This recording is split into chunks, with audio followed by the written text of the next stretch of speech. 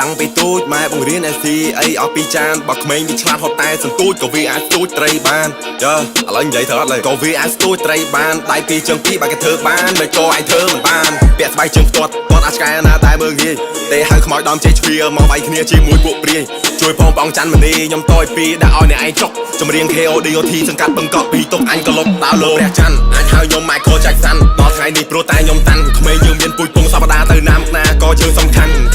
តែមិនទាន់បញ្ចប់ខំប្រឹងដល់ថ្ងៃគេកប់រឿងខ្មែរ shit នៅបន្ទប់តែហប់ដល់យើងបបអួយហើយជួនទៅចប់យូរវ័យ18ក្តីសម័យនៅពេញខ្លួនហើយយកទឹកភ្នែកមកស្រោចតំណាំស្រោចផ្កាផ្កាសួនចម្រៀងខ្ញុំគឺជាកាហ្វេខ្មៅនៅពេលព្រឹកសូមយកបេះដូងអ្នកយកមកស្ដាប់ហើយយកក្បាលយកមកគិត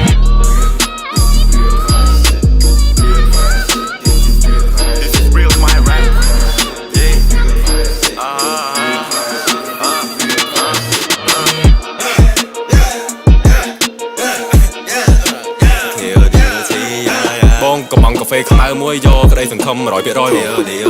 KODOT គោចំហបើសិនលូកត្រូវតែលូកអីកប់សម្រាប់ចិត្តតែធ្វើអីមួយត្រូវតែ10លើ10អ្នកមិនស៊ូជាមួយយើងត្រូវកាត់ចោលឲ្យអស់គេមិនខ្វល់ពីយើងផងកាត់ចោលមានអីត្រណោះខ្លាចគេអន់ចិត្តតែគេអត់ខ្លាចយើងអន់ចិត្តផងថ្ងៃដែលមានងងឹតគ្មានអ្នកណាចង់ឈរចិត្តយើងផងពេលបើកមាត់និយាយសុំមេត្តាឆ្លងកាត់ឡាតែសាភ័ក្របើជើងគេដើរមើលចង់ដឹងដើរបានប៉ុន្មានម៉ែត្រទោះបីពេលនេះពួកយើងមិនទាន់ហែលដល់ត្រើយរាល់ថ្ងៃមិនទាន់មានអីផងពេលចូលដេកឲ្យចេះខ្មាស់ខ្នើយដំណើរជីវិតកំសត់តែពួកយើងមិនកំសាកឡើយអញ្ញាកដាថែម4នាទីឬ5នាទីត្រូវលេងបងហើយបើដើរត្រូវគឺយើងជោគជ័យបើបរាជ័យត្រូវដើរម្ដងទៀតគ្រាប់ពេជ្រវាមានតម្លៃព្រោះគ្រាប់ពេជ្រដោះដោយសារសម្ពាធឆ្លៀតដើម្បីគ្រួសារឆ្លៀតដើម្បីមហិច្ឆតាសូមចាំនៅក្នុងសៀតកាមមនុស្សស្រឡាញ់យើងគឺសំខាន់ណាស់លុយគឺមិនអាចទិញភាពស្មោះត្រង់បើនោះស្រីស្រឡាញ់យើងពិតមិនខ្វះជិះឡានឬជិះកង់ហើយមនុស្សប្រុសដែលចេះតស៊ូនឹងលើកមុខមាត់នៃស្ត្រី